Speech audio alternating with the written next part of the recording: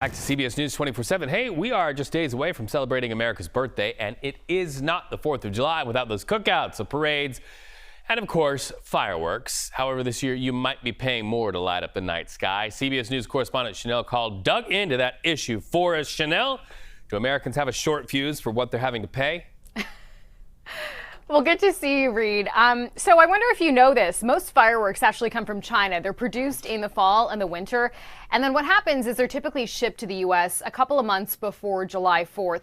But this year, some of those shipments were actually complicated by President Trump's tariffs. For many Americans, this 4th of July tradition starts here. Retailers across the country, including this one in Youngstown, Ohio, are bracing for what's typically their busiest week of the year. That's where we do 90% of our business. More than 95% of fireworks come from China.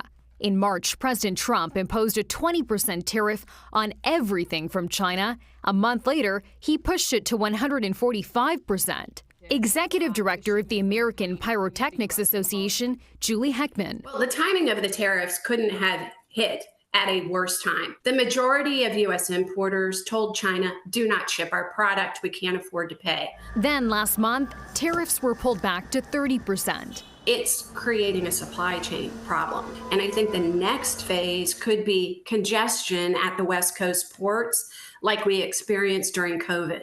This could mean fewer choices and higher prices for shoppers this year. On about 30% of our products, there's going to be some effect in the price. We're not going to pass all of it on to the consumers. And so, Reed, China actually stopped making fireworks for about 2 months when tariffs were at their highest earlier this year. And what's happened now is there is some industry concern that essentially could create a supply chain problem come next year. And this is important because next year is when the U.S. will celebrate its 250th birthday. All right, Shanelle Kaul, watching all things fireworks, a firecracker in and of herself. Thank you so much. Happy Monday to you, my friend. Have a good one.